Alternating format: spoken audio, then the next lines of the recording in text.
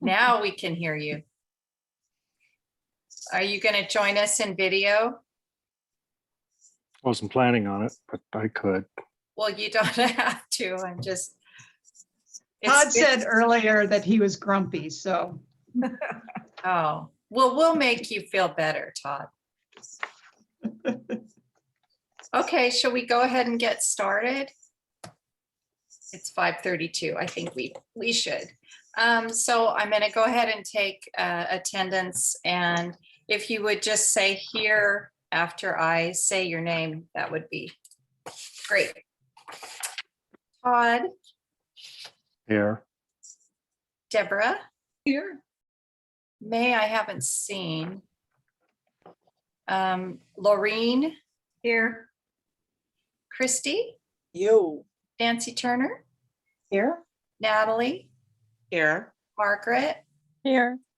Nancy Eichstad, I didn't see. She's trying to log in from the beach. She's texting me, so she's Okay.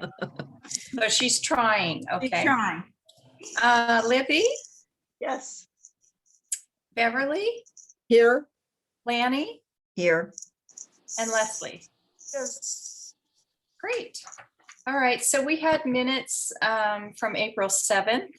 Did everybody get a chance to take a look at those minutes? You can nod your head if you did. Okay, did anybody have a question about those minutes or a concern? Nobody? No, I did not. Okay, then does somebody want to make a motion to approve the minutes? Todd did. Oh, sorry, Todd, I didn't hear you.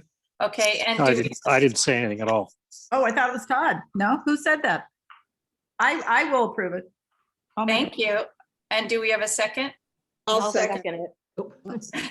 Okay, thank you. All right, so today's meeting is going to involve selecting a new chair, a new vice chair. And we're going to go over updates and design updates. I think Liz is going to help us with that. Catherine, did you want to introduce the team? You're muted. There you go. How long do you think, how many more years of Zoom do I need before I remember to unmute? Okay. So let's see, who do we have here? You know, you guys recall we are trying to save screen space, so we have fewer people on screen, but we still have a lot of people here from the staff, a lot of county people who are very interested in the project. So we have in the audience, we have Allegra Wilhite. She's our BCS Deputy Director. We have Ellen Rogalin, who's taking notes tonight. Thank you, Ellen. She's from PGA. We have Heather Cook, who's a new attendee from North Clackamas Parks and Recreation District. Candy Ho, our acting director of NCPRD. Mitzi Olson, of course, is here. And I can always bring these people in, you know, if you have questions. And we've got Sarah Ekman, our acting BCS director, whom you met last time. And then I'll let Liz introduce her side, and we'll be pulling more OPSIS and Lango Hansen in later as well. You want to introduce everybody else, Liz? Yeah, sure. And I think you've met everyone at this point now. So Jim's obviously here, and I think we let Kurt into the screen for now from Lango Hansen. And then Ray's also here from Johnston Architects, and then Sina, our project architect, and Julia, our interiors person on the team, is in the audience, and they'll come in to share some more design updates as we get farther along. And I think Mona might be joining us as well. So we've got a nice crowd from the design team.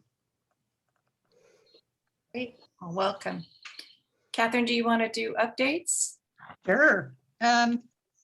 Not a whole lot of new things, a few things though. We are still working on solicitation for a contractor.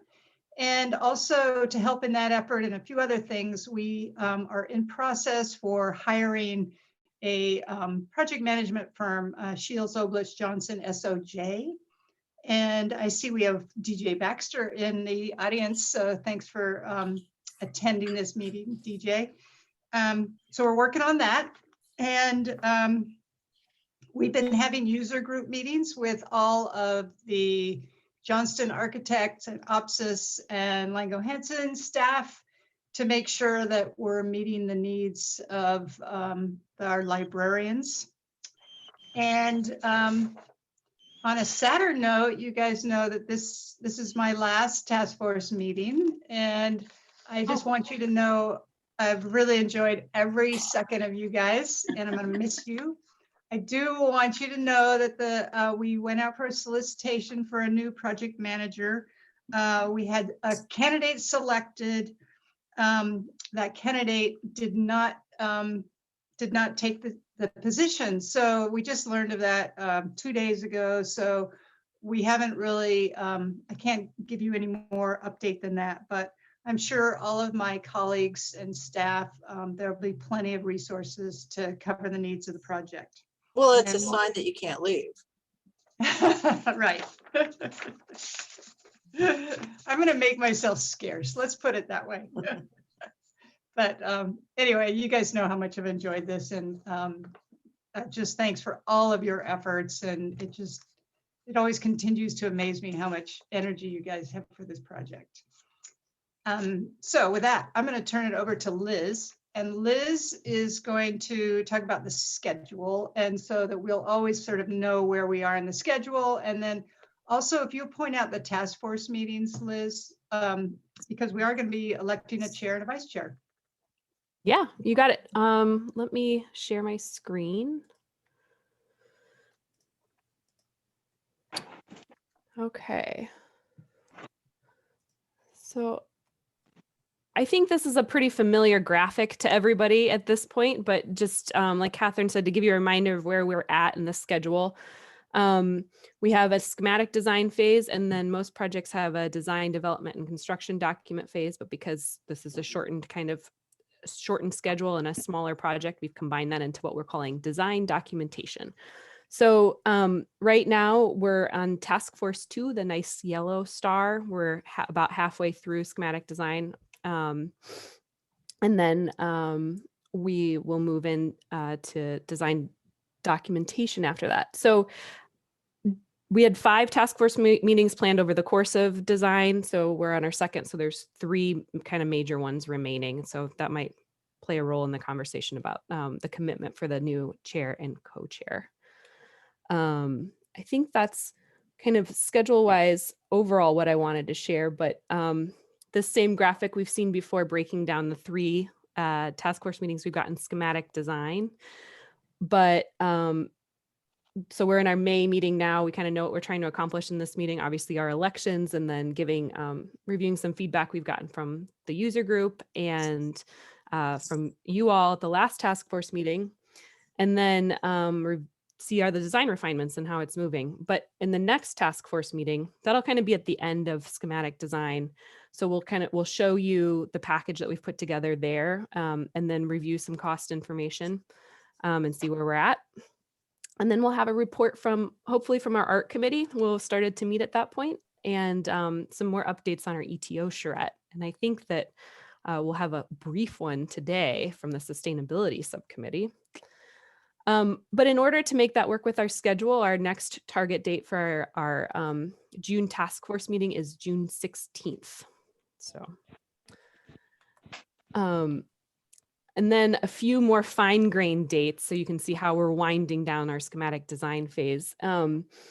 We're targeting May 21st for us to put together our final package. And that is really just a chance for us to be pencils down so that everyone can look at the same set of drawings at the same time and make sure everybody's on the same page before we dive into design documentation. And so we'll review it with Mitzi and her team, with Catherine and a bunch of other stakeholders from the owner side.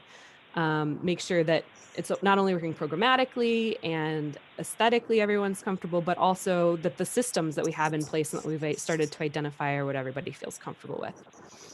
Simultaneous to that exercise, we'll be going through the pricing exercise, the pricing process. Well, we'll have a couple weeks for them to have a way more detailed cost estimate than what we had in the master plan phase. And then at the end of May, Catherine and I have tentatively targeted May 27th for the first meeting of our art committee. And we need to run that by the members of the subcommittee still to make sure that works with everybody. But the goal for that first meeting would be to really determine what our general approach for the subcommittee is going to be, and then start identifying some potential locations and strategies to integrate art. And we've been noodling on it, so we have a couple things to share with you as kind of a first thoughts today, but we have a lot of design left to do. And then we will wrap up with the June task force meeting. So I think that's, I'll stop sharing my screen. That's all I've got schedule wise. So Liz, how about we hear from our sustainability task force as a short update, because we had a really great meeting this week. So we got Nancy and Christy. Well, I'll go ahead and jump in here.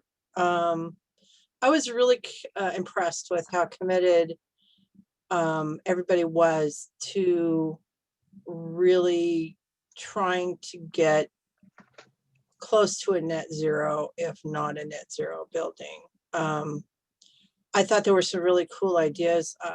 I liked that they're looking at radiant heating for the floor, which would be super awesome, especially in the children's section, because the kids are going to be sitting on the floors and things like that. A lot of diffused lighting, a lot of air. It's not recircled air, but like air that's coming in and going out in a very efficient way. So it was just things I hadn't thought about, and my mind was a little blown during some of the things. So I think that you guys, once you hear some of this stuff in the nuts and bolts, I think you'll be very pleased. So do you have anything else to add, Nancy? Yeah, I just wanted to second what you said. I was very impressed, and they not only did such a good job of presenting what they were doing, but making it so that we could understand it, which I thought was great. And really aiming for an incredibly energy efficient building with lots, and just the building will lend itself to that. So I was very impressed. Solar, the HVAC system that comes in at the bottom and the air goes out at the top. Yeah. All the way down till I didn't even realize that the plugs in the wall can like turn themselves on and off to save energy. I mean, just lots of things like that they're aware of that most of us aren't, and that's all being included. I think one of the things that was really cool, and Christy and I both thought this was nice, was they kind of wanted our input on the solar, and if there needed to be some sort of a panel where people could see it, as opposed to just in the back room. And did we want people to have that as an educational kind of an opportunity? And we both thought that was awesome. So I think it's fun. And I can't wait for you guys to hear some of it and see the ideas. So yeah, as Nancy was saying, that was I forgot to mention that. Thanks for bringing that up.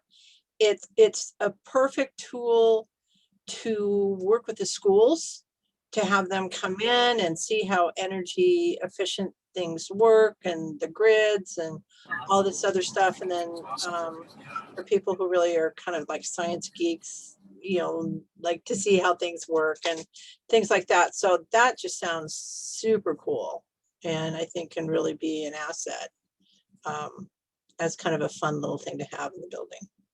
Was there discussion about filtering with the HVAC system?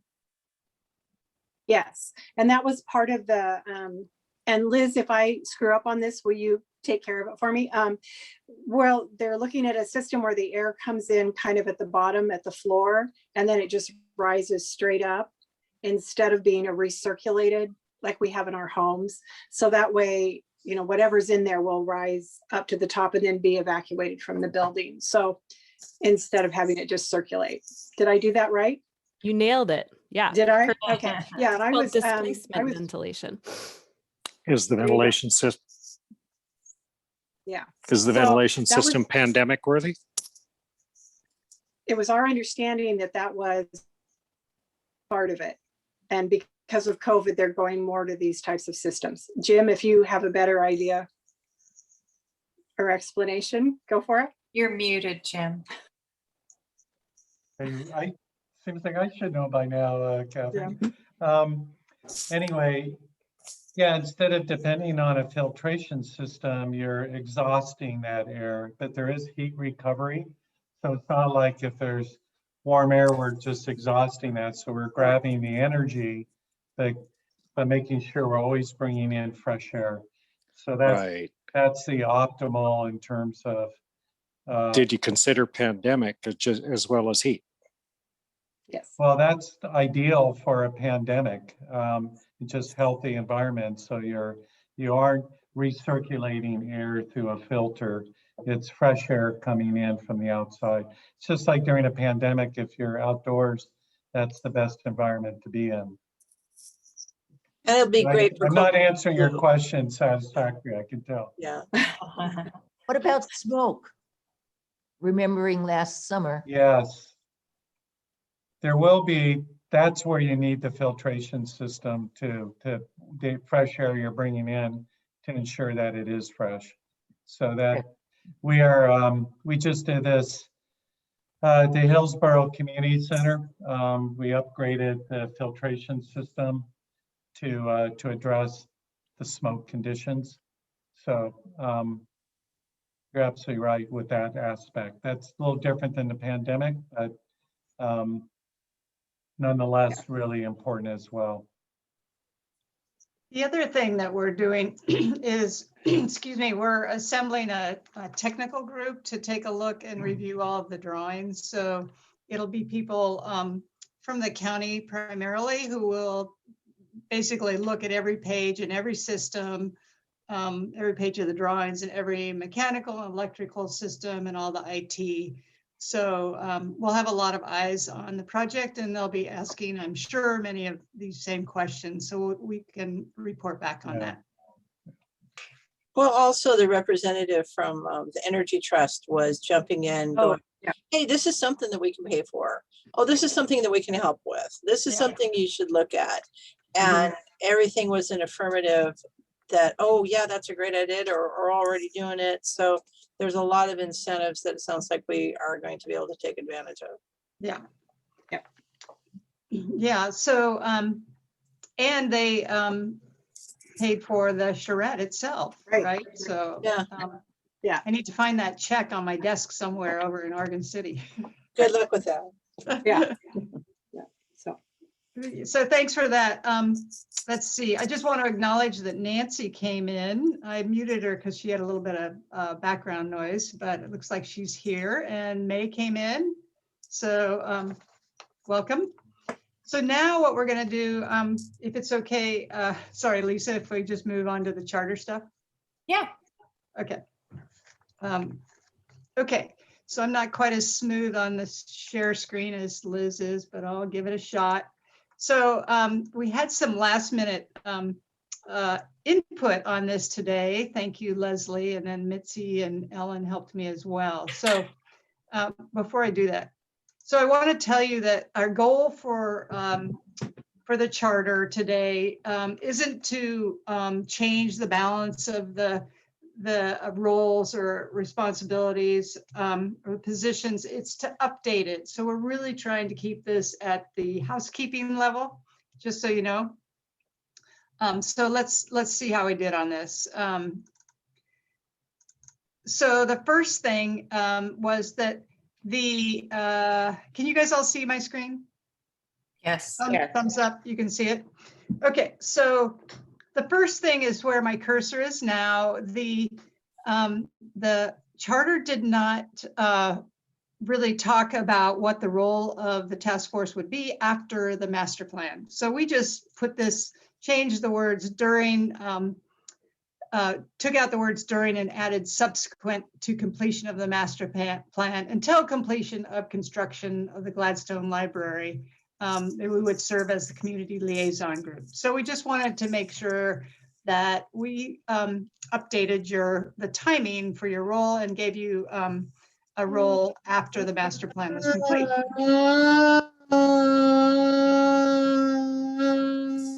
Can you guys hear that? Or Yeah, I can hear it. I don't know what that is. is that May? Is that you? I think it's a kazoo. That's okay. You have to be used to those kinds of things if you have a lot of kids in your library. So that's great. So then the next part is the membership and staff support section. It was Leslie's idea to add this preamble, which basically just recognizes that the Gladstone Library Board and the Clackamas Library Board of Trustees no longer exists, as you know. And as of March 3rd. Can we kill the foundation too? No, we cannot do that. And as of March 30th, 2021, Clackamas County Library Board was created to advise the Clackamas County Board of Commissioners. So that just helps people understand what this amendment would be for. And then I just want to, I'm having trouble with my, okay. And then, so then it talks about the membership. So there was what was related to the Clackamas Library Advisory Board. And then there was a member of the Clackamas County Library Board of Trustees. Now that was Leslie. And then there were 7 at-large people. So going to the top, the Clackamas County Library Advisory Board shall recommend a total of 6 members. A minimum of 3 shall be drawn from the Clackamas Library Advisory Board, and once appointed members drawn from the Clackamas County Library Board again may continue to serve on after the task force, even if the board terms expire before the conclusion of the task force work. So the goal here is that everybody on the board that was on the board previously can stay on the board. And I think this is just a testament to how committed you all are. And we wanted to make sure that that worked and that you could do that. And then also we would have members from the Clackamas County Library Advisory Board. So that said, this person down here, who is Leslie, I talked to her today. So she is willing to take the open position that is in, because she's on the Clackamas County Library Advisory Board, she's willing to take one of these 3 positions. So I think that works out nicely, so we can just eliminate the Clackamas County Library Board of Trustees for this amendment. And then just another small thing to clean this up is May actually a while ago took our teen member position. So I just eliminated the teen member position.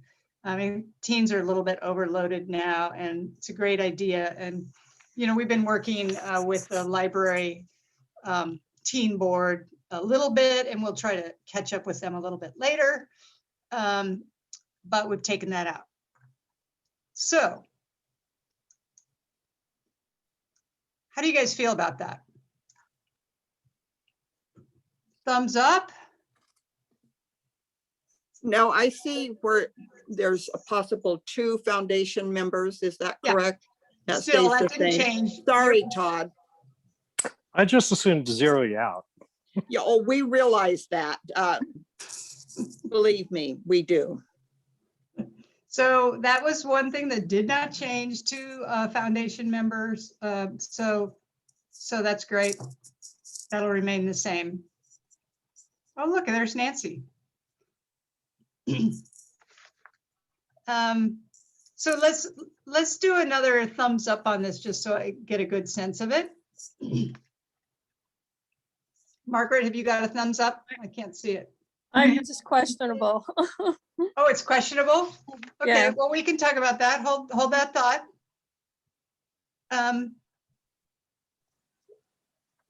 Nancy, are you thumbs up? Lanny?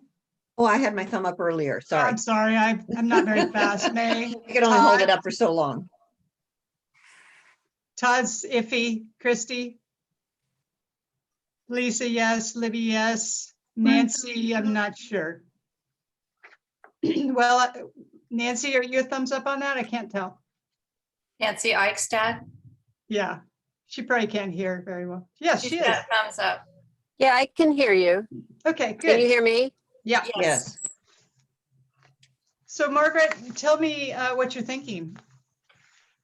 Well, I'm just maybe it's just my understanding, but so what you're saying from this is that basically the task force is going to stay the same as what it is now? Right. I Or mean, you're are you changing some of the membership? our goal is to keep it as close to what it is now without changing positions too much. So like you, for example, you were on the board before, is that right? Right. And so you're not on the board now. And but we want you to stay. So we're making provisions for that position. Okay. Then I'm okay with that. All right. Good. I think we had a unanimous thumbs up. So we're going to call that good. And I'm going to turn it back over to Lisa. Thank you, everybody. So our next task is to select a chair and a vice chair. And so I know that Catherine sent you the role of the chairperson and the role of the vice chairperson. I don't know if you had a chance to read it, but as I recall, it seems like we got that long ago when we first started. So I think everybody's seen it, but I can briefly review it. Basically, the chairperson, and I'll let Lorraine do the vice chairperson.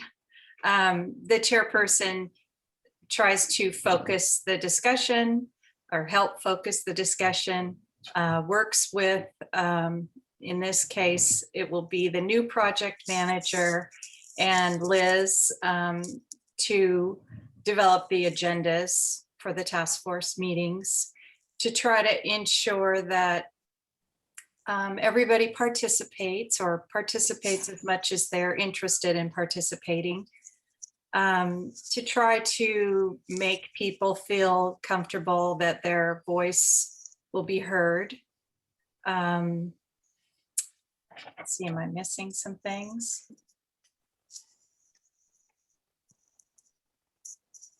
Oh, and if there's any meetings with the Board of County Commissioners, maybe participating in that might be something that you would do. But basically that's it. It's not, uber time consuming other than the additional planning meeting for the agenda and then the regular meetings. Lorraine, do you want to describe the vice chair? Sure. It's a supportive role. Nice thing is that you get to have a little bit more time to get to know the project manager and whoever else is in that small little group. And I think I've only had to step in for you once, Lisa, at the county commissioners. You couldn't make that one time. But mainly I'm just there to support the chair and to give my opinion and help get this library moving forward. Pretty easy. So what we thought we would do is do the election for the chairperson first, and then do the vice chairperson second. And if you're interested in being the chairperson and you don't happen to be selected and you still want to be like the vice chairperson, you can go after that one too. So it's kind of wide open. So I'm wondering if everybody except maybe not Nancy Eichstadt and Deborah, since I can't see her, I'm wondering if we could use the raise hand when we do the voting. Does that sound like, because then it would be really easy to see. Does that sound like something that everybody can do? That's at the bottom of the screen where it says raise hand. Can you just do a thumbs up so I can tell that that's going to work for you? Okay. And then Nancy, Are you at a computer? Nancy Eichstadt, I'm on my phone. you're on your phone. Okay, so you can just Yes. verbally, you can just, or you can, maybe you can do it on your phone. I don't know. Do Can you what? do the raise hand feature? Oh, yeah, I think so. Let's see. Yeah, try it. Yeah, I saw it for a second, Oh, did it go I- away? or I thought I saw it for a Yeah, second. it's up there. on the It screen. says it's up. The picture's not there, but the hand is. Oh, I see it. You switched spots on my computer. Okay, all right. Can I go like this? I can't see anything right now. You're frozen. Okay, so the other thing that we would like is if you are interested in being a chairperson or a vice chairperson, if you could just like take a minute and tell us why. So before we vote, we'll do that. So if you're interested in being a chairperson, why don't you raise your hand on the screen? I have a question to you, ladies. Are you interested in having your terms renewed? I think I would like to give, although I've loved doing it, you guys are all so easy to work with. I would love to give somebody else an opportunity just to do it because I think it's good for people to try new roles. And I support what Lisa said. If nobody wants to do it, I'm sure I will step up. But I thought that maybe Christy, you and Nancy Turner had kind of said that you were interested. Why are you shaking your head now? I don't have the time. Yeah, I'm on enough things right now. Yeah, Enough I'm on committees. enough boards. So I really would like someone else to feel comfortable stepping up, if that's good. So Am I not seeing volunteers? I don't think you are. Okay. How about for the vice chair? Are there volunteers for that?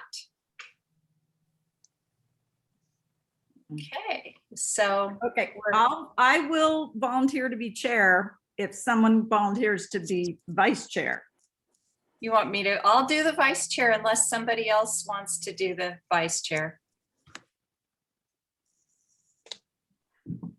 Sounds good to me. Okay. All right, so I guess we need to vote. So let's vote for the chair first. So if you would like Laureen to be the chairperson, then raise your hand on the screen. I don't know how to do that, so I'm doing this. I don't either, so I'm just gonna raise Okay, my good. hand. That's Go to the helpful. far right where it says more. Bottom. Hopefully So, you can see my little hand up there, can't you? Lanny, Yes. look down at the bottom. I'm looking at the bottom and I don't There, see. I found it. Oh, touch Okay. the bottom of the screen and it'll show up. I see you now, Nancy. Nancy Eichstadt keeps hopping around on my computer screen. Okay, There's nothing so down. that's a I'm just holding up pass. my hand. Laureen, you're on. Okay, this is a shock, but hey, we'll make it go Okay. through the end. I was pretty sure somebody else wanted to do this, but okay. Tough shoes to fill. Christy. So is there anybody that I want to be sure that we give opportunity for anybody that wants to do the vice chair? Going, I guess not. Okay. All right. So then let's go ahead and vote for the vice chair, which I guess I'm the only person that's in the running. So if you would like for me to do the vice chair position, put your hand up or, okay. Then I guess Laureen is the chairperson and I am the vice chairperson. Okay. Looks like it was unanimous on both counts, and Yes. thank you. You've both Lisa and done such a Lorraine. phenomenal job Yeah. so far. I can't imagine anybody else doing it, to be honest with you. You've done a great job. Thank you. Natalie. I Okay, agree with that. so the next thing we were going to do is talk about the courtyard design. Is that right, Catherine? Yeah, and I just brought Kurt in. He's flying in to be a panelist. Thank you, Kurt. It's so fun to be in charge. Kurt, you are muted. There you go. Thank you. My arms are tired. I'm going to go ahead and share my screen again if it's all right with everybody. Okay. So I think I'm going to hand this off to Kurt, but we wanted to make sure we touched on kind of the highlights of the feedback, the really good feedback we got from everybody at our last task force meeting and how it has started to evolve the design this time around. Yes, definitely. Pleased to report that we've spent a lot of time thinking about these comments. I really appreciate all of them and how we've incorporated them into the design. So I'm eager to share that with you. I think a couple of things that we heard was planning for flexibility, just in terms of the different size of spaces. And then there were two options that I think really resonated with people, and that was option 3, which had the kind of meandering path, and number 2, which had more of the nook seating with the natural stones. So definitely responded to that comment. And also along with that, keeping in mind ADA access, accessibility, not only in terms of the pathways, but also the seating environments as well. So avoiding dead ends was really important to us too.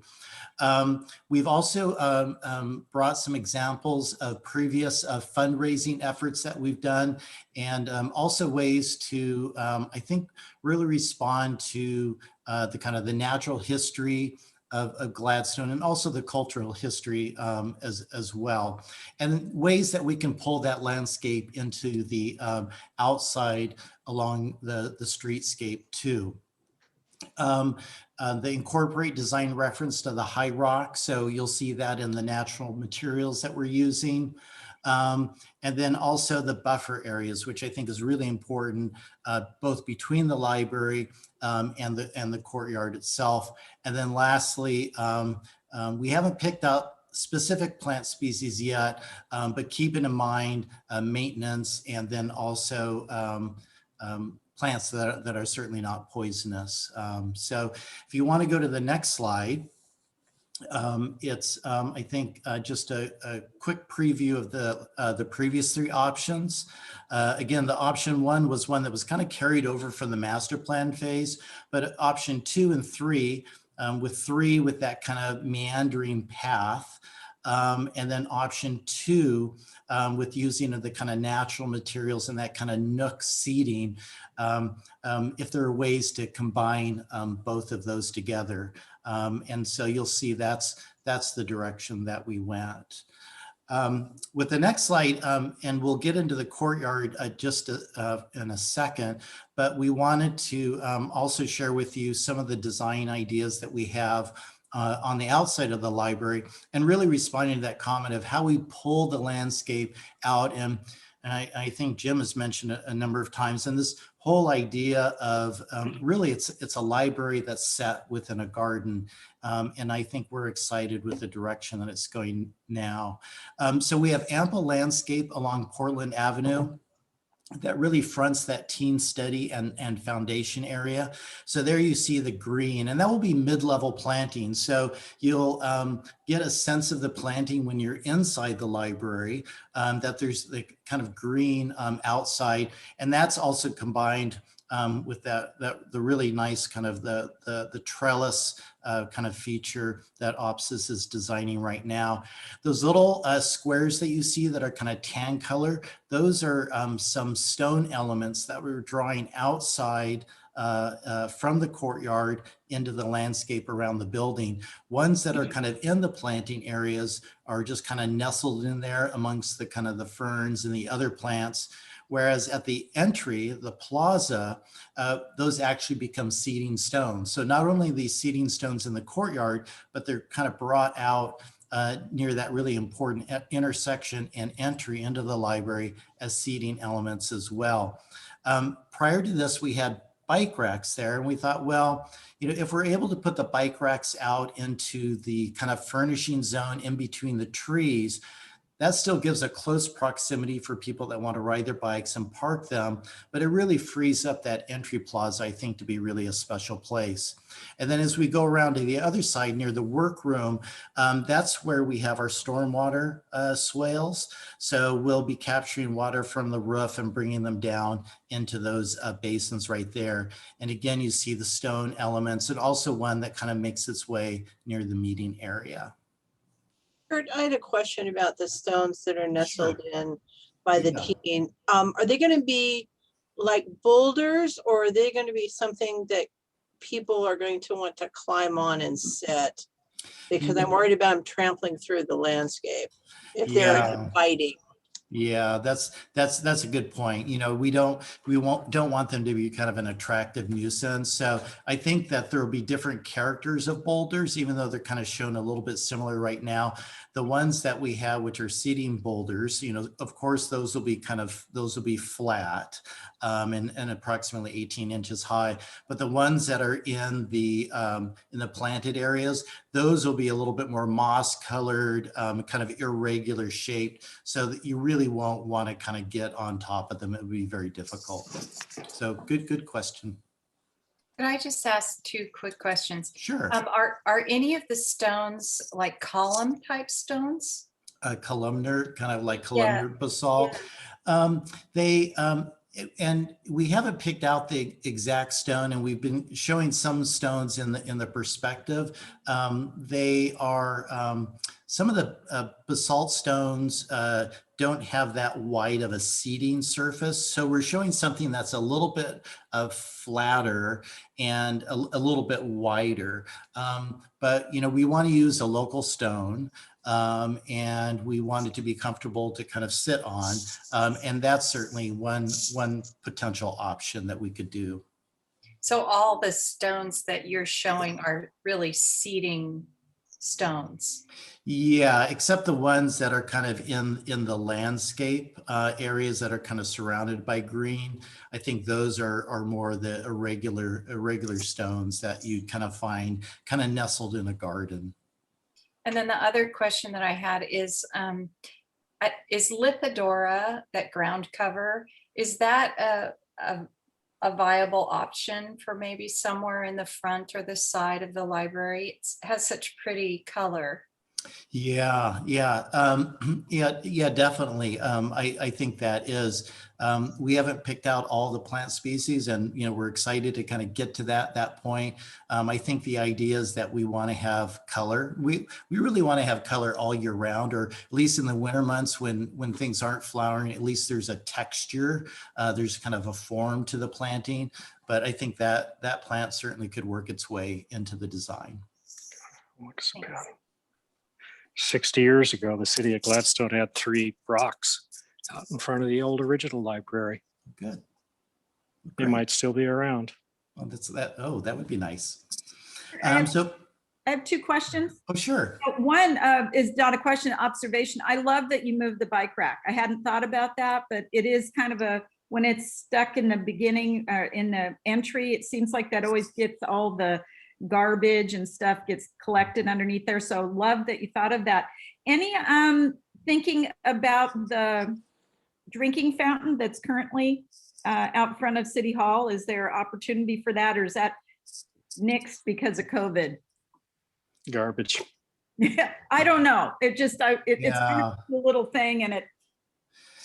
Yeah, I don't know. That's a good question. You know, typically we wouldn't put an exterior drinking fountain in the plaza, thinking that you know that would be available inside.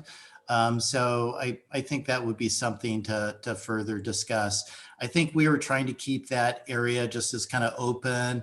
Okay, that's fine. I'm just a question. Fine. I love it. Yeah, great.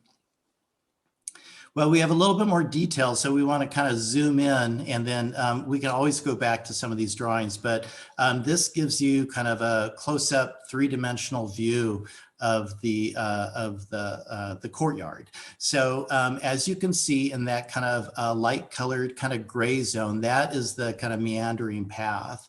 And so it starts out, well, one end of it is in the children's area. You come out of that, and then you kind of meander kind of through this landscape and trees, and then you go back into the general collection. And then what you can see is that we have a couple different seating surfaces. We still have the stones, which were part of option 3. But option 2 had more of a bench, and we thought, well, it really would be nice to provide a couple different seating surfaces. Certainly having a back that's kind of comfortable, you're sitting around for like 45 minutes reading a book would really be nice, kind of facing out into the garden, and having it be L-shaped. That means that you could also have a small group.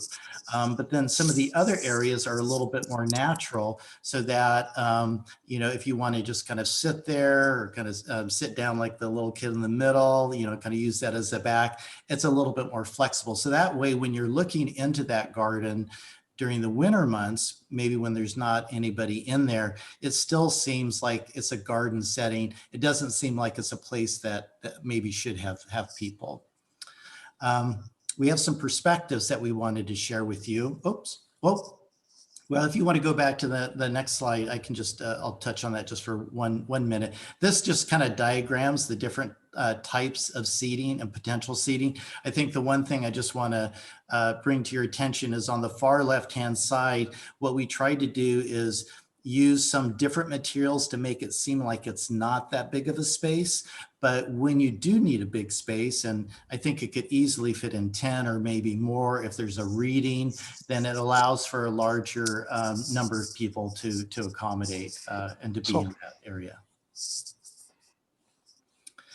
So then the next view is just, and I love this view because it's kind of like a cross-section cut through the library, but it gets to that idea of kind of a building set within a landscape. So you have kind of a landscape on the outside, and then it kind of goes through where you can visually see it inside. And then you really have this wonderful courtyard.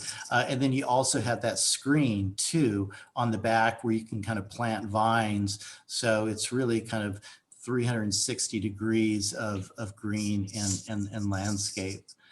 We have one more view that we wanted to share with you that's really a little bit more at eye level, kind of looking as you're just kind of leaving the children's area, shows that kind of meandering path, the vines on the kind of scrim or the screen wall, and then trying to get some plantings too. And because this is kind of a meandering walk, we'd like to get some plantings that are maybe kind of multi-stem, that are a little bit more kind of riverine, if you will, maybe some grasses that kind of wave kind of in the wind a little bit. But in the back of our mind, we're always also thinking about maintenance, about kind of drought tolerant plant material, plants that don't require, a lot of maintenance, and don't require a lot of removal of leaf litter, because we don't want that to be a constant thing that happens. I wanted to, and I'll just kind of mention, if you can see in that kind of middle stone right above, right there, there's like a little imprint. I know it's really hard, but the idea is that what's really kind of nice about these stones is the ability to maybe carve into them. And the next image, and the final image, shows different projects that we've done where we've used poetry, historical quotes. The upper left-hand side is a school project that we did where we did donor pavers, which was really a lot of fun. The upper middle one is where we've carved quotes into kind of weathered steel. The one right below it is stainless steel, just kind of bands. And then the far right is where we had different kind of mollusks and kind of skeletons of small fish that we carved into stone. So certainly in the details, there's really a lot of opportunity here. I just had a quick question about the bench. Now, correct me if I'm wrong, but I'm assuming this is probably like man-made materials that is not going to, splinter or grow moss or slime up or things like that. So it'll be easy to maintain. Yeah, definitely. It's, there is kind of wood kind of throughout this project. And so we definitely want to make sure that it's not something that you're having to like restain every year, that it can weather or patina, and that it's a real solid wood that doesn't grow a lot of moss, or that doesn't really grow any moss. Kurt, Yes. have you thought about lavender as one of the plantings in there? It's drought tolerant. You clean it up once a year. Waves in the breeze, good smells off of it. It's not toxic. Yeah. No, that's I think that's a great plant. We use that a lot, and it does really well. It's really hardy. Just really have to kind of trim it back once a year. So I think that would be a plant to also include. Do you need to worry about the bees? Because that's a huge bee attractor. Yeah. With allergies and little kids running around. I mean, it's just a minuscule thing, but I didn't know if that's a concern we need to if that's something we have to think about. Well, it certainly is. I think part of it too, though, is just trying not to plant some of these plants that attract bees in large quantities, and they're really treated maybe more as kind of accent plants. So they still provide color when you really want it, but there aren't so many of them that it all of a sudden becomes a real bee attractor. But that's certainly, I think, something to consider as we think about the specific plants. Kurt, as far as the bench, I was just wondering what it would look like from the inside of the library where the placement of the bench is, or whether the bench would be, I mean, you must have had a reason to put the bench where you did. But I'm just wondering if putting the bench somewhere else, like against the side and back wall, would make it more green when you're looking from the inside. Do you know what I'm saying? Yeah. Does that make green sense? behind the bench. Yeah. And I think Liz and Jim, if you could help out, I'm pretty sure that the concrete wall that is back there is approximately 3 feet high. Yes, and it's not necessarily concrete, but Okay, there is a wall there where you have the bookcases on the inside. Yeah. Right. And so I think what we were thinking is that the back of that bench would be close to that 3 foot height. And it may actually seem a little bit taller right here, but the idea is that you have like 16 to 18 inch seating surface, which is typically what you have. And then you have about an 18 inch to 20 inch back to it. So we were thinking that it would like match that height of that material. And then you have plants that would grow up from that. Yeah, I think it's a good point though. It's different to look out the window and just see the landscape versus another layer of solid wall of the back of the bench. Yeah. It's an interesting comment. I had the same perception. Yeah. Personally, from the inside, just feeling landscape, and you can imagine the bench being, part of the fence in the back, or the back of that fence element actually being the back of the bench. I mean, there's a lot of ways to design it. And I think having that sense of expanded space where the courtyard feels bigger than it is, I do feel like the back of the bench, even if it matches the height of the wall inside, is going to feel like a deeper, What are the dimensions? Well, can we go back to the plan? I think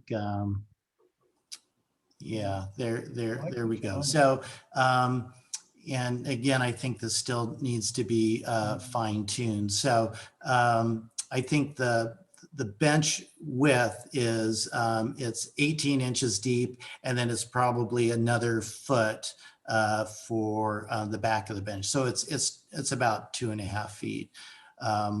But I think just to, you know, speak to Jim's comment, and I think the other comment is that I think moving it over to the other side, I think we just need to kind of tweak that path, but that would be something that we could do. And you're right, that would then free up a lot of space in terms of that green in front of the building. Well, on the other side of the coin, though, if I'm sitting outside, there's more of a privacy component without everybody looking at you. I mean, they're looking at your backs, but it feels more private, like you're not being watched. If, you know, if you're facing the library, then I don't know, I feel a little more self-conscious, I guess. I mean, that's just me. You know, I mean, they're all good points. I guess with It's not a feng perfect- shui, you wouldn't want to have your back to people. Well, it there's depends that. what philosophy you're looking at. Yeah. Yeah. Yeah, What I'm would- sure it'll look great, whatever. Yeah. Kurt, what would that do to the light? Like you obviously put it there for a reason. If you flipped it and put it on the other side, would it get too much sunlight or would it not matter? Yeah, I think that it would, you know, I think it would get a little bit more sun, which certainly would be nice. And, you know, maybe it's also just thinking about the size of the bench. You know, maybe it just needs to be reduced just a little bit. And just to allow for more kind of green around it. But really, I think either side would work. You know, certainly on this side, you get, you know, more of an expansive view kind of looking down at the garden versus the other side. I think you're getting more of the view of the building itself. What about flipping it to the other end? Yeah. Yeah, or it could be up at the kind of that area right there. Yeah, that could form that kind of edge too.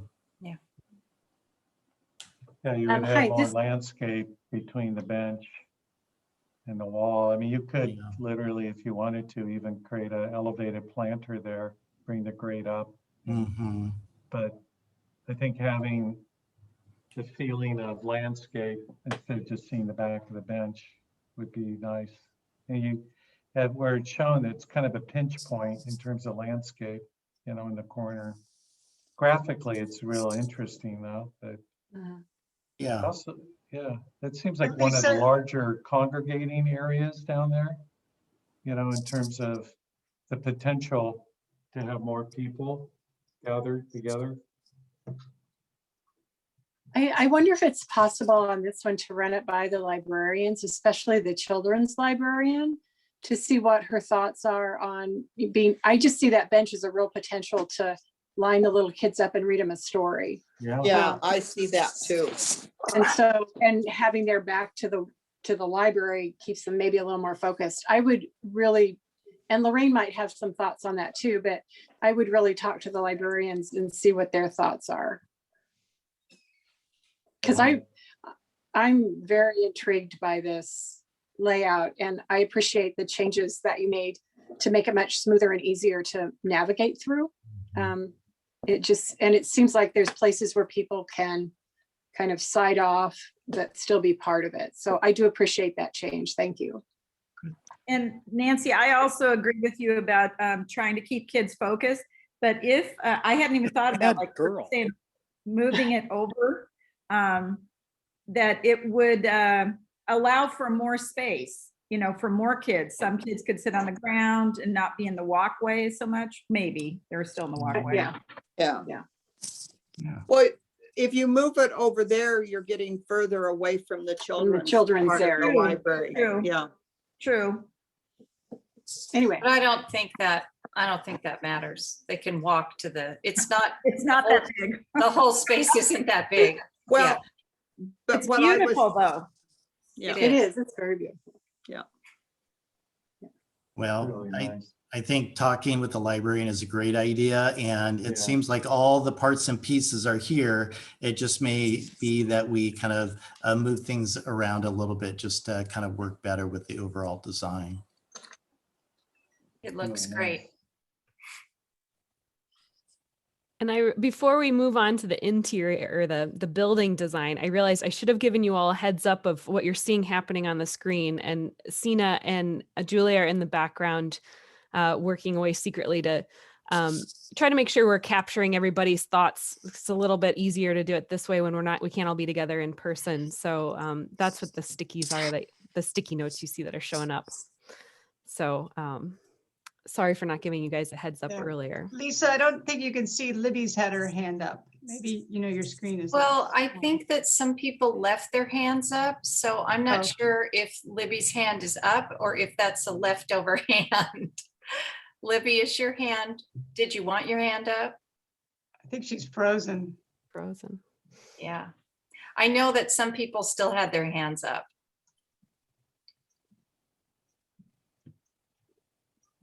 I think maybe if it's okay, we can move on to the building, and then we can always, if anybody has any comments that they think of, we can come back. Yeah. Catherine, can you let the rest of our team in if you don't mind? Oh, more power. I love that. Yeah. So I'll do that. And so what I'll do is I'll kick out Kurt. Bye, Kurt. Bye, Thanks, Kurt. Kurt. That was Bye. great. If Nice I can work. figure out how to do that. So I'm going to let in Julia and Mona Mm-hmm. And Sina. and Ray and Sina. Yep. Okay. Got it. Thank you. So I just, Jim and Ray are gonna kind of take over the recap from the last task force meeting, but what we also want to touch on is the really important feedback that we've been getting from the library user group. We've met with them a couple of times now, and most recently just last week. And so I think these are kind of the high level takeaway items that we had from the last meeting that we've been starting to think about and try to incorporate. And one of them is just the workroom layout. We've really been starting to get into the actual day-to-day functionality of it and how it's a workhorse. It's trying to do a lot of different things, and it's a small space. So just making sure that it can do everything the librarians need it to do. And then we had some really good comments about the restroom core, and Sina will touch on this a little bit, but making sure that we're maximizing visibility for security, and also obviously the always important storage. And then some more iterations on the screen and the variation in the screen that you all will see. So. And if there's a question about who's the library user group, it's the librarians who operate the facility, and Mitzi and her group. So from the last task force meeting, there was comment about the meeting room, the perception from the street and the sidewalk, not wanting to feel like you're in a fishbowl. So we are looking at, as we responded, some opportunities to have roll down shades that could even be motorized. We'll show you some ways that how we could respond to that. You know, considering making sure that the roof is designed with adequate slope and maintenance. So technically, yes, we refer to it sometimes as a flat roof. It looks like a flat roof, but it really isn't. There's a positive 1/4 inch to a foot slope. That's pretty typical. Keep a wood structure instead of steel. That was a positive reinforcement of having wood columns and beams supporting the cross-laminated timber panels that make up the roof. So good direction there. You know, the Gladstone character, you know, making sure that the materials really feel appropriate. And I think the materials that resonated were the the stone-like exterior that references back to the high rocks, and also, this durable ebony wood. We've done more research on that we'll share too, of how to ensure that it's low maintenance and highly durable. There's some modifications we're going to share on that. Prevent access into the courtyard now that the screen is held off the court. Yes, there was a view from the north side where the kind of fence-like screen defining the courtyard was lifted up about 18 inches. So that's been modified. So it comes down much lower and isn't an access point into the courtyard. The foundation area raised, done some confirmation with the librarians on the size of the amounts of books that we can hold there. And we're feeling really comfortable about that. And the cleaning and maintenance of the courtyard windows. We've got some additional thoughts about the windows. We're going to share that as well.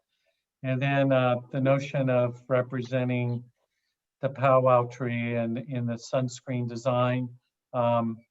We think that we continue to evolve the design, and I think there's the intent to reference the powwow tree. I think it's a hard one to literally make the screen make up an image of a tree, but yet I think we're moving more that direction. And if there's a desire to literally have an image that represents physically the shape of the powwow tree, there may be other opportunities and places for that. It's going to be challenging, I think, within the screen itself to literally see the profile of the powwow tree. I think it's a metaphor for the tree. It's a metaphor for nature and water and many things, but we'll get to that a little bit more. But that was something that we have thought more about, and hopefully I think there's some strategies to reference the tree more directly. Yeah, I can jump in here and just kind of walk you through some of the changes we've made to the plan, and maybe Liz, you can help with kind of guiding us through with the cursor as I kind of talk through the spaces. Can you zoom in a little more, Liz? Just enlarge the plan. Oh, that's great. Thank you. Thank you. Yeah, two of the areas that we focused on, and I want to invite Mona and Ray to chime in here as well, are the workroom and then the gray zone right above, what we're calling the core area, kind of back of house. But maybe we'll zoom in on the purple. That's the workroom. Location is the same. We've made minor tweaks, but I think they will make a big difference in terms of functionality. And again, all those tweaks are based on the feedback that we've heard from the librarians. We still have one enclosed office. We've added a window there, which I think will be a nice feature. Just below that, we have the 3 workstations along that wall, also with a window. We have the book drop right there with the book drop carts on the workroom side.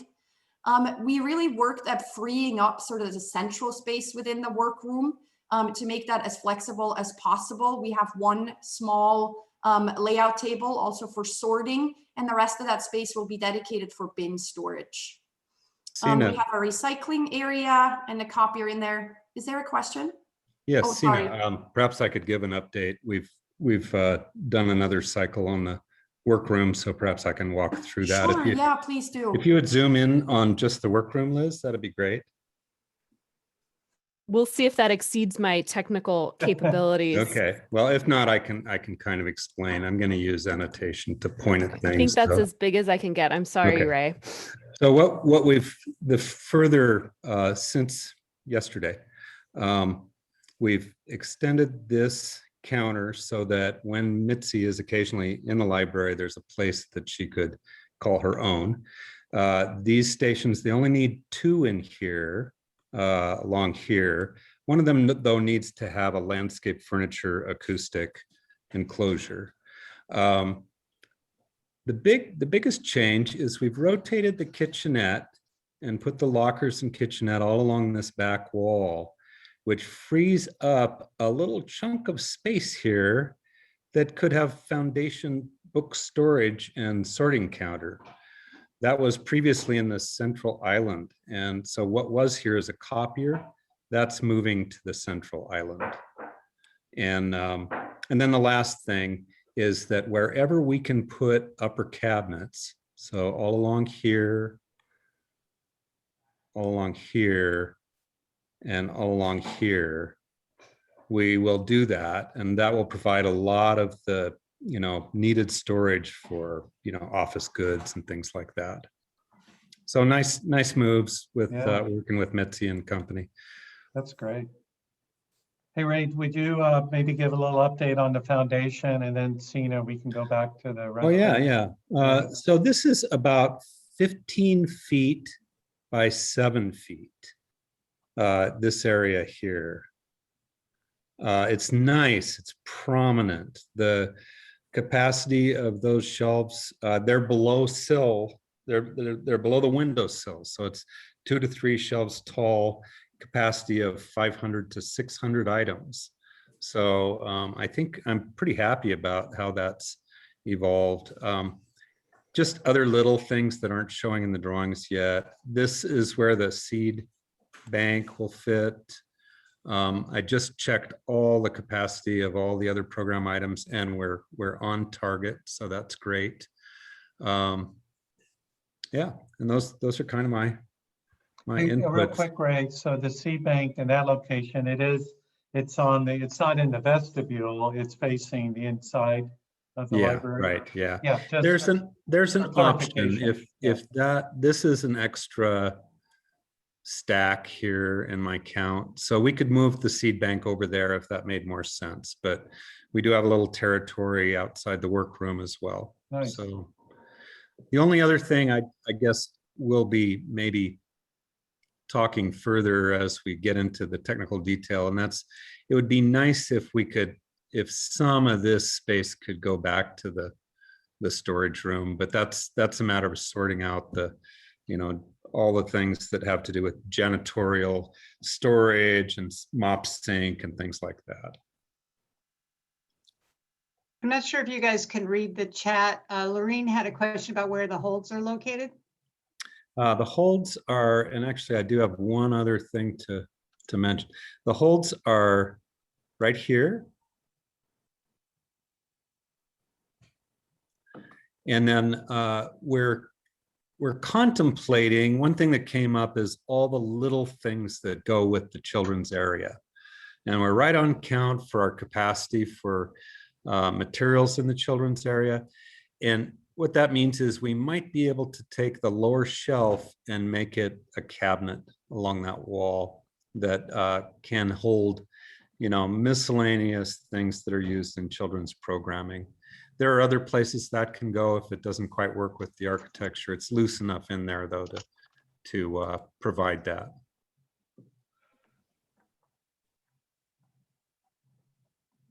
Thanks, Ray, for jumping in. I can just give a quick update then on the core area and the work we've done there with the restrooms and the janitor. And again, I think we have some flexibility of how the janitor and the storage area there is divided. But basically, we still have 4 single occupant restrooms. One is a little bit bigger, the one closest to the children's area. We're imagining that door to be a slider or something that can be open for most of the time. So there's good connectivity and visibility into that hall. And then we're showing a janitor's closet. At this point, we're showing a mop sink. That's program we can confirm. And then on the opposite end with doors into the meeting space is that storage area. And again, how big those 2 spaces are, we can adjust where that wall goes. We've also been having conversations with our electrical engineers, sort of dialing in the electrical room and IT requirements there. So I feel like we're getting a better understanding of how much space we need to accommodate all that program. So that sliding area by the bathrooms, that would be cordoned off after hours to keep everybody from the meeting room, allowing them to use the restrooms, but not getting the library. Okay. Exactly. And the door directly from the meeting room would be the access point to the restrooms for those after hour Okay. programs. Thank you. Exactly. I see a question in the chat about the restrooms. Yes, they will be gender neutral. So they're all going to be the same. They'll all have the same setup.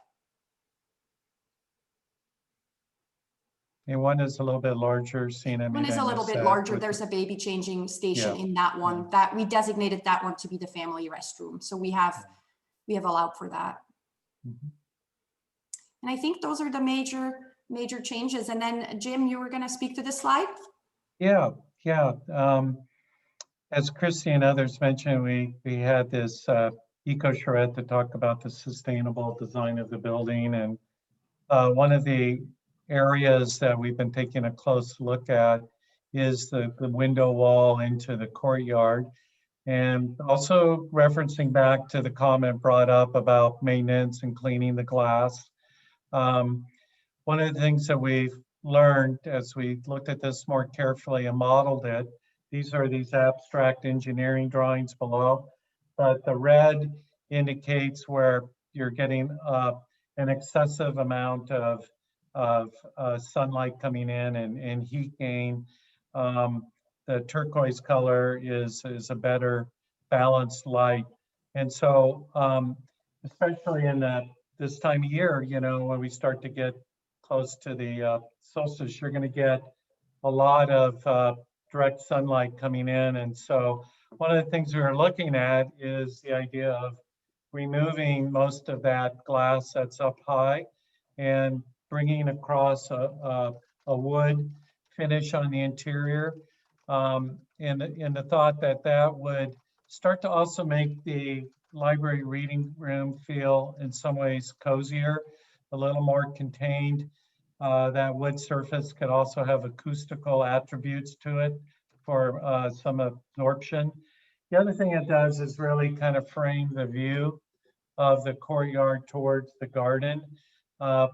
As you look more towards the northeast, you're really seeing more of the higher wall of the fire station. And so what this does is downplay the impact of the fire station wall, give focus to the garden, and then you can see the benefit from a lighting perspective, how a lot of that red color now has disappeared. So we see it being a real positive thing. It would also reduce cost. We're always keeping an eye out on cost, and also reduces glazing in terms of maintenance and upkeep.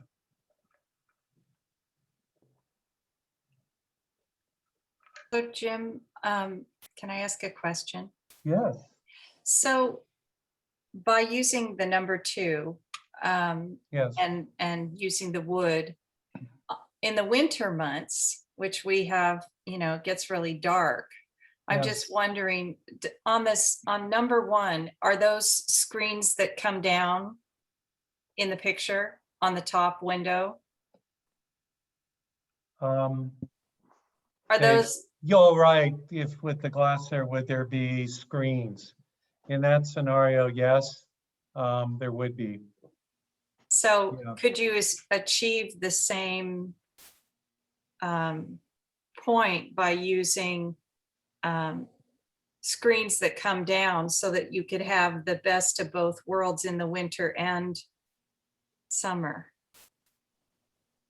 Yeah, you know, you could definitely have screens that come down on the interior. You still have the heat gain that happens once the direct sunlight comes in through the glass, then it does create heat gain. That's thus some of the reason too on the exterior of the building on the south and west side why we're using screening elements. So if you can filter direct sunlight before it hits the glass, that is definitely, you know, a preferred way to handle it, but you can minimize some of the glare and direct sunlight coming in through interior shades as well. As we started to look at it, we were thinking about, you know, how we would potentially block that sunlight more from the exterior. which inherently complicates things. But yeah, I mean, your opinion, your thoughts on this is, you know, really important. You know, certainly the two-story glass is certainly more expensive because that's called a curtain wall. It's not quite double the cost of windows that only go up 11 or 12 feet. So we are, you know, we don't have our schematic estimate yet, but, you know, we're always concerned about where costs may go. So we think there's, you know, it's kind of they're different, you know, and I think we've always been showing the two-story glass, and I think it's a very fair observation, you know, is one better than the other. There is a kind of a cozier, I think, quality perhaps of, you know, the wood coming down and really kind of framing it. It's still 11, 12 feet of glazing into the garden. We think the daylighting is actually more balanced with the kind of lower windows. It was surprising. That was that diagram, that engineering drawing that showed the kind of more even quality of light. That lighter turquoise is kind of a more optimal lighting condition. Jim, can I? What do others think? Yeah. I have a please. question. So this is more similar to like a school, and when we would have something way up high there, it offered an opportunity to put art on a rotating basis. Is that something that wood would allow us to do, or would it wreck the wood? How would they be able to like hang some pictures from the high school, let's say, or the elementary had an artist in residence and they're going to put it up there, or quilts or something that would rotate through? What would that do to the wood? Well, you know, that's certainly a possibility. You know, the longer the art's up there, the more you might see an imprint of that quilt or image on the wood. I'm thinking like a 2-week rotation. I'm just I mean, that on could a be nail fine. on there. Would that? Yeah, I mean, that could There work. are- You might have to, we'd probably want to think about integrating a hanging device so we aren't drilling into the wood, or, you know, I think those are all opportunities. We're also thinking the white wall opposite it offers some opportunities for art that still is lifted up and you're closer to it. Up on the wood, it is lifted up much higher. So you're, in terms of feeling like you're closer to the art, like you'd experience in an art gallery, I think perhaps the white wall might be preferable, but we'll show you some thoughts on that. That is part of what we wanted to start the beginning of that discussion today. But guys, I think we were also trying to prevent bird strikes on those windows. Isn't that correct, Jim?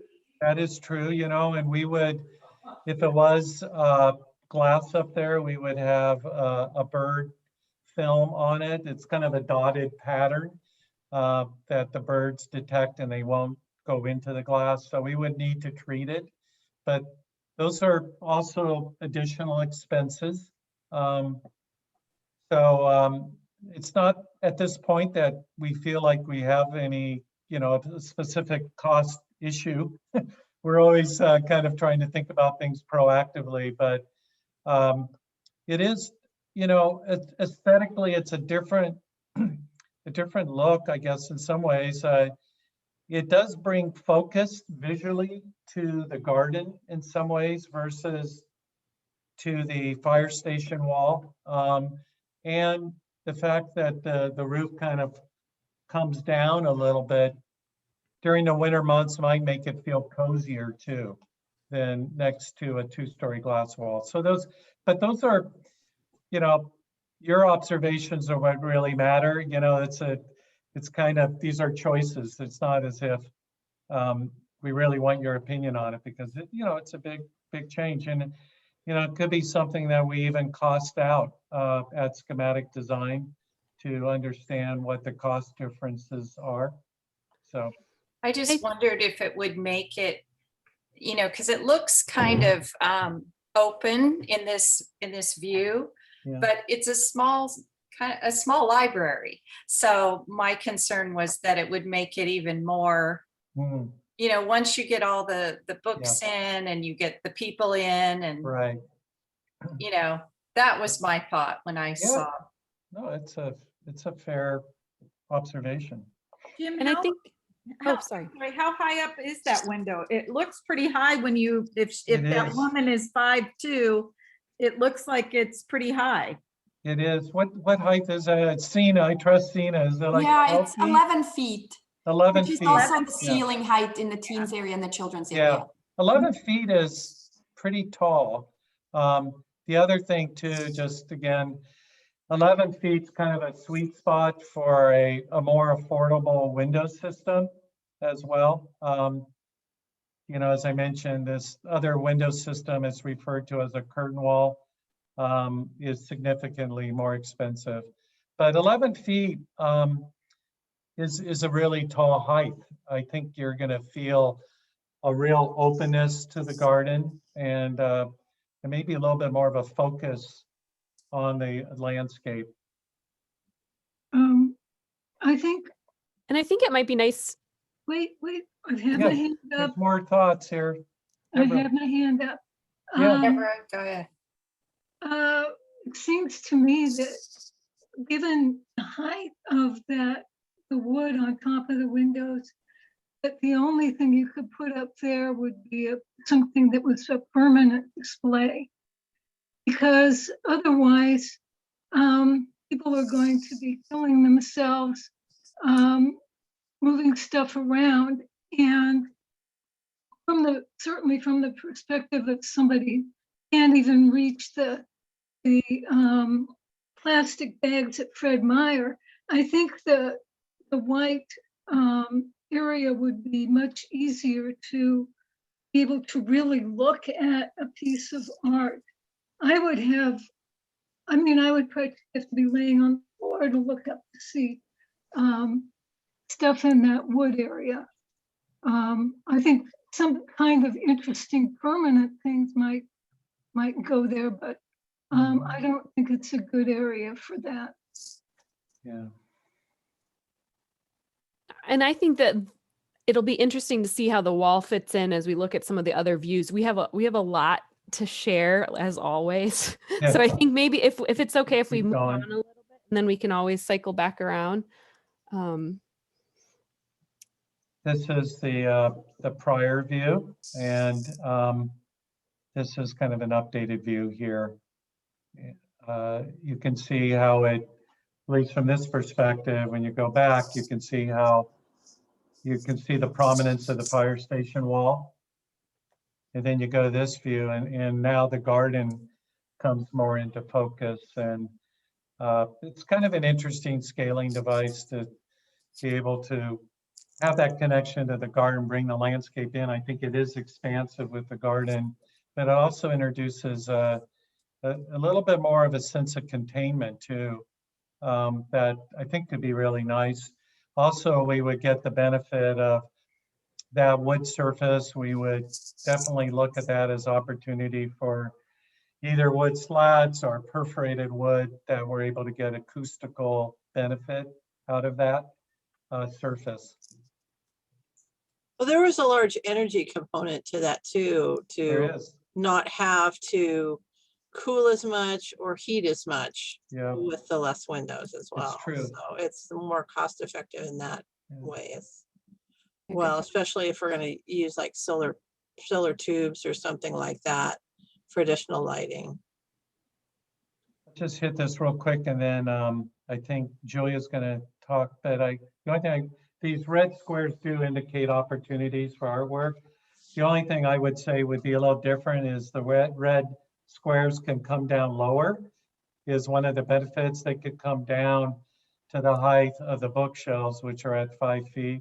So to the point that was just brought up, you're able to visually get much closer to the art, the changing art. But you can see that offers like 3 really nice areas for changing art. Julia, do you want to continue on? Yeah, something I wanted to add about art. A project I recently did in Eugene, a high school. We detailed a picture rail, so it's like pretty much recessed into the drywall, and you hang wires from it, and you can really tuck it in corners or be very strategic on where it's placed. So it's not very prominent. It's a very small profile. So that's another way to have it not feel as permanent, and that you can be able to rotate it and even vary the lengths. The wire can be varied. So there's a lot of stuff out there that can really work in our favor. And yeah, so this is another opportunity for art in the teen area. We highlighted this back wall over in the north end of the wall. And, it's just something we are going to explore more in terms of what the ceiling material is, and the look and feel that we want to develop in this space. And that's something that I'm excited to work, and we're all excited to work with you all in design development, but we're just starting to understand how we can strategize looking at the space, and what our opportunities are for artwork and furniture, and the zones of where you can do different activities. So yeah, here we have, this is like a great sketch that Jim did to really start exploring ideas on this sense of curiosity and playfulness. When we look at the dappled light and looking up at the powwow tree, you just go in these groves and you see that, you look up and you have this sense of mindfulness and, being present. And so this is like a way to, translate this in a fun, playful way in the children's area. And so we're starting to think what our opportunities could be, whether it's color, and as well as some sort of platform seating, looking at, is that a great way for the children to do story time, giving them a sense of place and a little nook in the, making it more personalized while you sit and really feel engaged with the space along with reading a book. One quick comment on that is just, part of this, it's a very loose sketch and it may look very different than this ultimately, I'm sure, but there's a fine balance here too. And, going back to Ray's comment too about, building in cabinets in the wall, we definitely want to maximize the shelving. And if one was to do anything permanent here, like a cubby area or a little seating alcove, something with some character, it needs to be carefully understood and orchestrated with, Mitzi and the librarians and all the programmatic needs. So just want to qualify the nature of this very loose sketch. So this is a slide to just start to think of ideas of the interior character. Not at all. We're going to have options and explore further in design development. But some of the elements that started to really speak, one was our amazingly great exercise we did with Heather and Kelly in our office at the Eco Charrette. And having this moment of biophilia where we connected with an image and closed our eyes and found memories of what that image, how it spoke to us on a deeper level beyond just, a nice photograph. And so that's like a really great way that we like to use our interiors as an opportunity for biophilia, to go a little deeper than just the cosmetic surface of an interior space. And it's really like translating it, like the rain, someone had mentioned about the freshness and the smell of the rain. Is that freshness something that could be translated in color or in a visual way? And the rocks, the memories of the rocks someone had shared with the calming and the memories of the Oregon coast, is that something that we can bring into the space? So it's really an exploration on how we can start to, just play with the development of a place for where I want to take my kids to go as well. It'll be lots of potential. I want to be cognizant. We've got like about 12 minutes left or so. Oh, and yeah. Kind of go through a few other things. This was the meeting room area, and this shows the kind of openness to the street. And then the next image is suggesting how these blinds, they could come all the way down. This is only showing them partially down.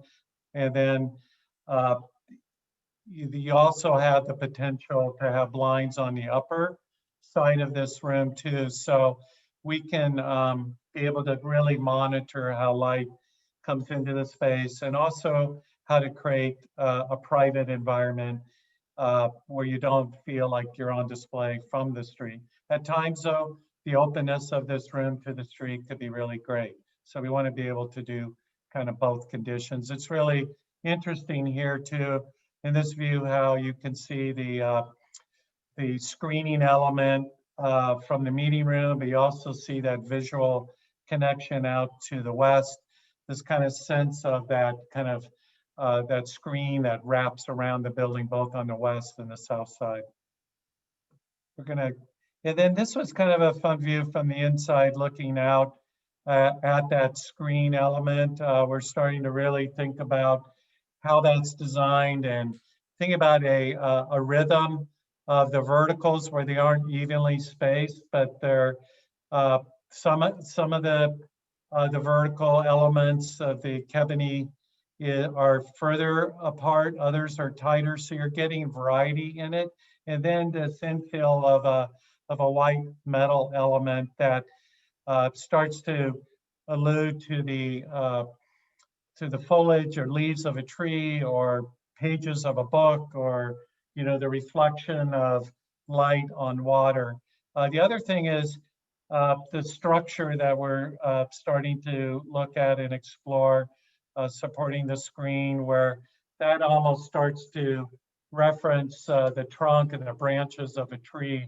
So quite literally, the structure that's helping support the trellis and the screen element, that structure can start to reinforce this metaphor of the tree. I can jump in here real briefly. You heard Jim mention Kebony, and I think we brought this up with this group before. I can just go into a bit more detail on the material that we're imagining for the vertical elements of the screen. Kebony is a wood product. It's very durable.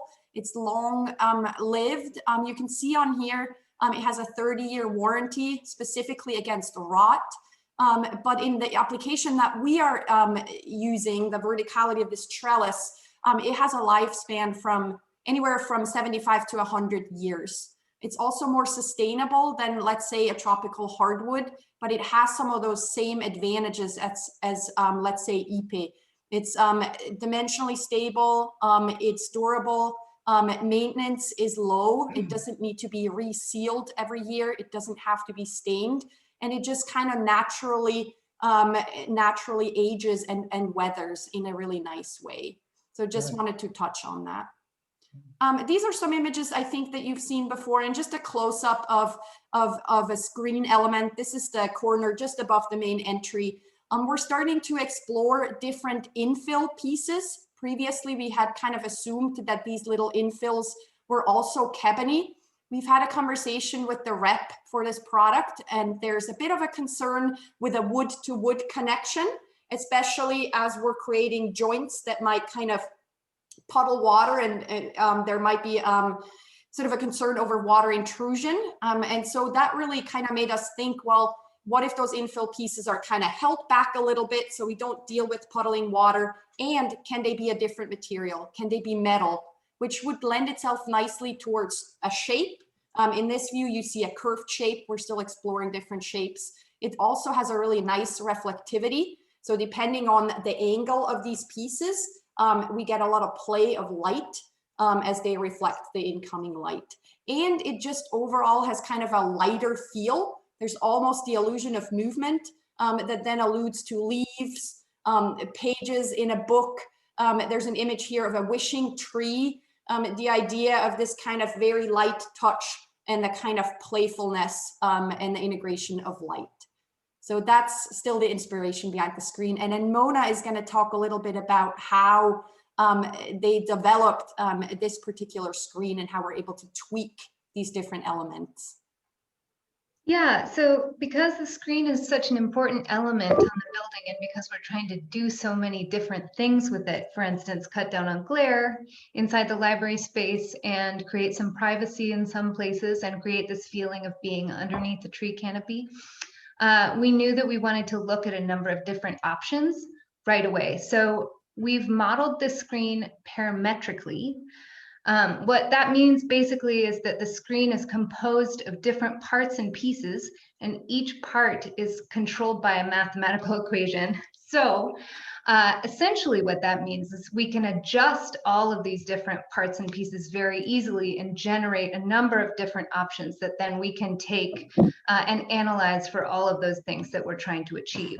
So we can look at the dimensions of the vertical elements in the screen. We can look at the connector shapes. We can look at the density of those connectors and where they occur on the screen, if they're dense in some places and less dense in other places. And then we can also look at the spacing of the verticals. So we've done a number of studies trying to kind of hone in on what the right relationships and spacings and shapes of the connectors are. There's also just want to acknowledge some comments too, that the image of the Calgary Library that's on the upper left is kind of resonating with some of the folks as well. I mean, that is an all metal system, which is a possibility as well, versus integrating the kind of more wood-like element. Some of our initial thoughts were all metal. Would that really be appropriate for Gladstone and the scale of Gladstone and the feel of it? That example's in a very kind of urban, big city setting, and there's a whole different scale to it. Also, as you can see, it's kind of defining more about privacy than really working as a solar screening element. And it's really important that the primary function of this screen is to filter direct sunlight, but also serve as a trellis element as well. But yeah, something to talk about more. I know we're short on time, so there is a couple other images here, a view of the screen, a little more straight on during the daytime, and then also how it is chameleon-like. It can kind of change its character at night, really kind of becoming more of a glowing lantern element that really announces the building in an interesting way. And then kind of a close-up again. This is something that we saw earlier, but just the idea that bringing the stone out in the seating areas that are associated with the entry and the garden kind of wrapping around the vestibule. Again, the kind of metaphor of the library in a garden.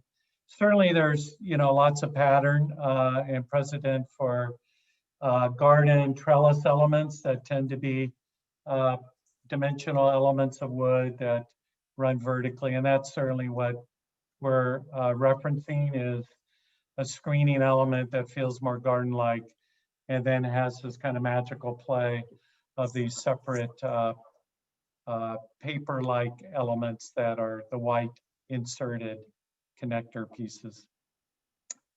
And the view from the corner, you can start to see the play of light and the dappled pattern that starts to paint the wall. So it's a very active, not static element as it's starting to evolve.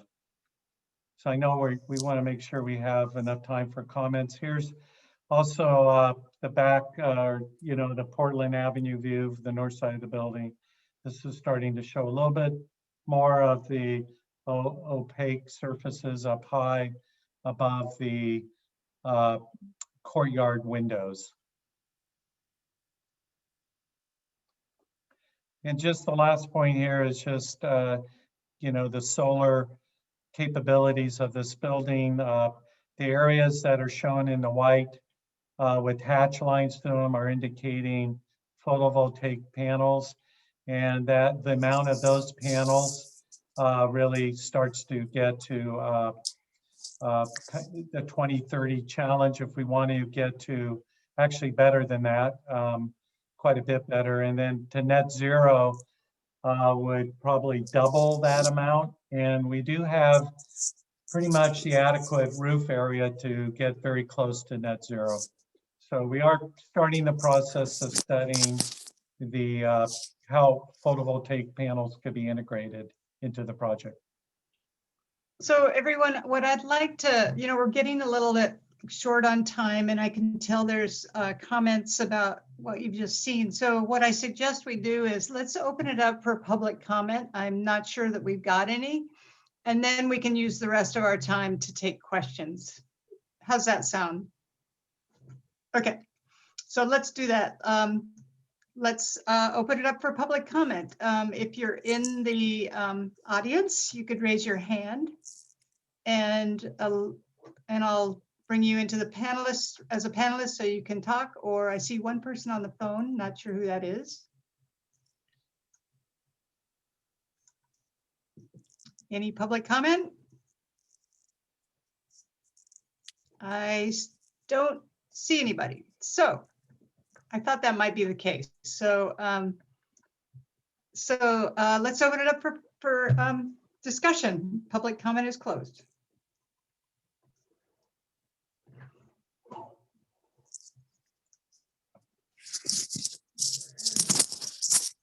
I think I see Lonnie's hand. Can I make a comment?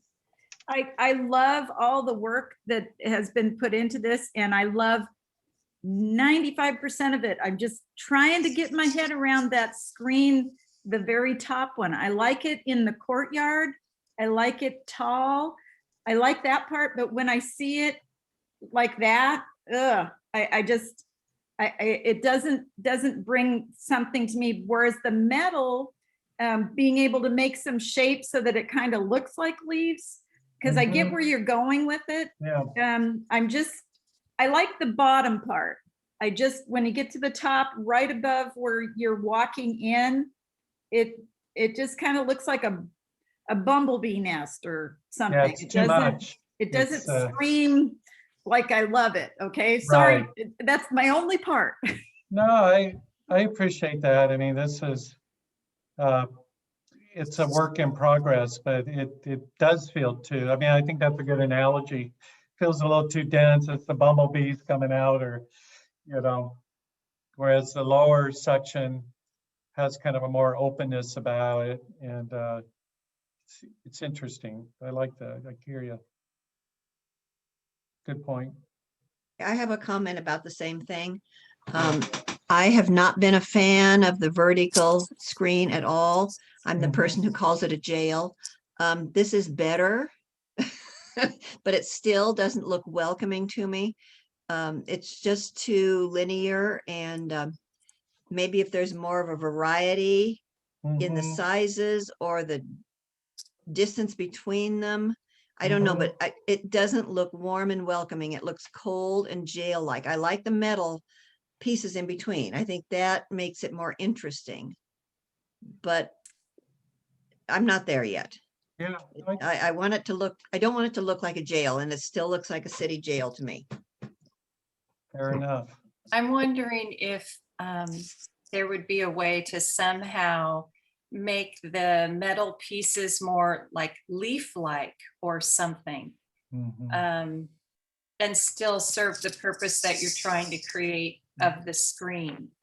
Gold leaf. There we go. Perfect. Gold leaf, exactly. Gold leaf. Lisa, Lisa, I had the same same thought. I was wondering, is it possible to have a leaf shade metal actually not within that space, but stick out of the wood. Those metal between the line, the metal lines, make it more like a 3D visual effects.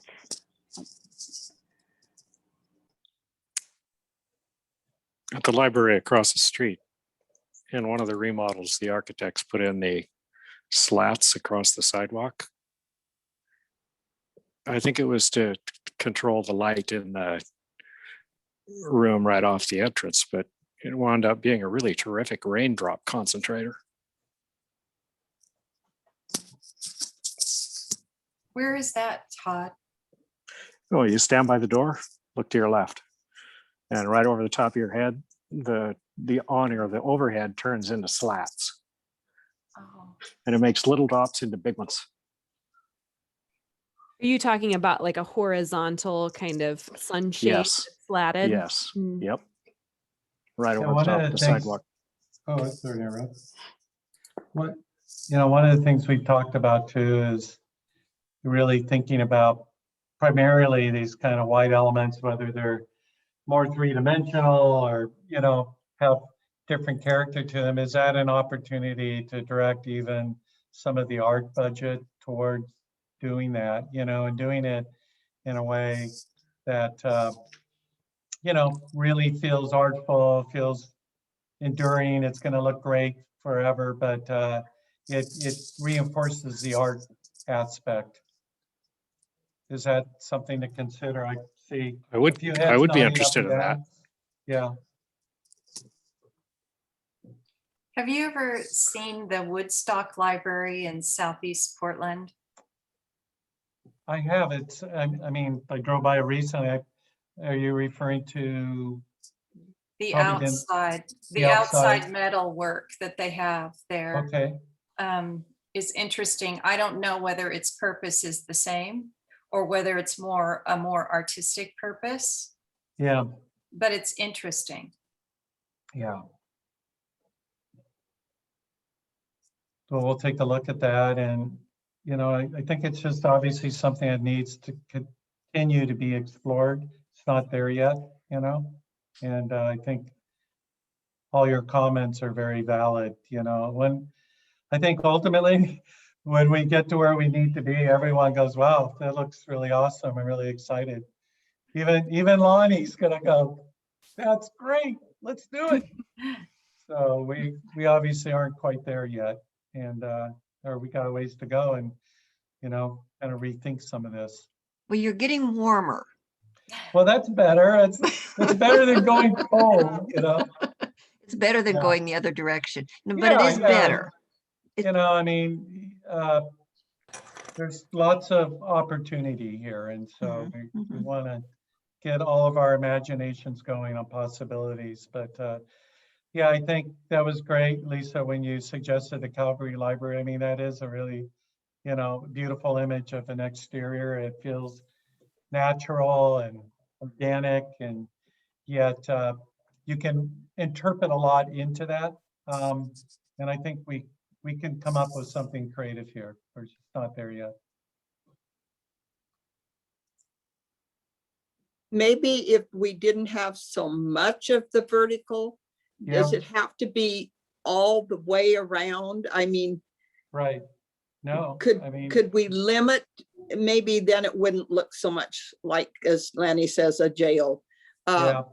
It's like the Milwaukee, the library, it's got those dark slats over it, and it looks so dark. Right.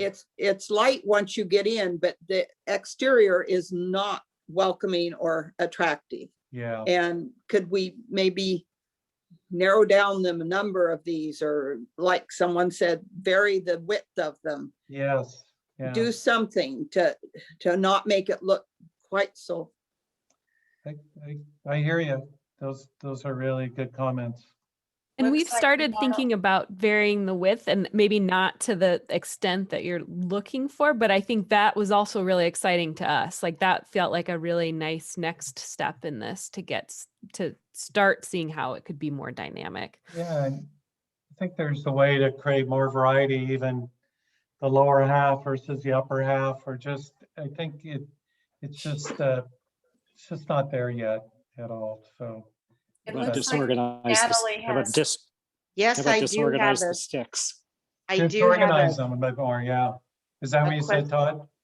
Yes, it is. Yeah. No, that's More like natural grass. exactly. I think that's what we'd like Yeah. to move towards, and, we're just needs some more thought. So I like that. Natalie, and it looks like Libby maybe have a question before we close off here. okay, I know we're on a time constraint. Having worked for a window coverings company, I'm kind of wondering if we even really need it, because there's other options for reflecting light or bringing it in that will just be around the windows. It would also save a lot of cost if we didn't have it. Or maybe there might be one area where we may want to have it, but I don't know that we need as much as what we're looking at right now in the way of the vertical. I don't know what they call those, but I know in Eugene, their library, they have those where it's a way to bring light in. I don't know, window louvers, I'm not sure what they call them, but they don't take up much of the window, but they do help with directing the light where you want it to go. That's it. Libby, did you have your hand up? Yeah, I just want to say I like the idea of varying the width between the slats because it makes it look less institutional, and I think you could still get a lot of the same benefit without making it look quite so so structured and institutional. Good comment. Totally agree. Libby, did you have a comment about the courtyard? You froze up on us earlier. No, I think I'm okay there. Okay. Thank you. Margaret, is your hand up? Yes, I have a question about the courtyard and where they brought the woodwork down above the windows. Could that be either maybe moved up a little bit or some kind of a different material in there that didn't make it look so much just like the ceiling? Yeah, it's something we can certainly look at. Does I anybody think else? if different texture or something Yeah. different kind of woodwork or something in there. Yeah, with- we've done that where I think the hope would be that there is more, it could be in wood, but it doesn't read like the CLT ceiling. It performs acoustically. It might have more texture to it. And right now it looks like it's just a continuation of the ceiling. And I think it's a really good observation that would not be as appealing as if it had more interest and variety to it. Right. So we're kind of at the end of our time. Any last minute, 1 minute comment that anybody would like to make? Okay. We appreciate all the work that you guys have done to change things, and your My usual comment at the end, can we speed the process up? You know you weren't going to get away without that. Yeah, we're working on it, but Need a new clubhouse. yeah. Yeah, well, we're still in an early phase of design. There's a number of our meetings with you yet, and we understand the importance of the screen element and exactly what that is, how much, and so forth. So we'll continue to develop that, and as you can tell from Julia, there'll be more and more discussions about interior materials and finishes as well. So lots to explore. Lanny, do you want to have the last word? Sure, of course I do. No, I just wanted to thank Catherine for all of her work, and it's been a pleasure working with her. And I hope you come to the grand opening when we have it in some, next 10 years or so. But we're going to miss you. We're sorry to see you go. So thank you for everything you've done. Thank you, Lanny. Yes, That's thank really you, Catherine. Yeah. I second Actually, that. I'll be Yes. coming to the demolition party. Great, all right. And then the grand opening, right? Yeah. I Okay, promise perfect. you I will. Okay, Thank you so much. excellent. That was really sweet. Yeah, from the design team, oh my God, you've just been amazing. So we Thanks, really Jim. appreciate, what a rewarding experience working with you, and you're going to be sorely missed. Oh, So thanks, we wish Jim. you all the best, Catherine. Thanks. Thanks so much. Thank you, Catherine. Yeah. Okay, you guys, you don't make me have cry. Let's just. Okay. Catherine, can I ask you a question when we're all done here? Sure, of course. Okay. Oh, go ahead and ask it now. We want to hear. All right, we'll see everyone next time. All right. Righty. Bye, Bye. everybody. Bye-bye. Bye. Bye.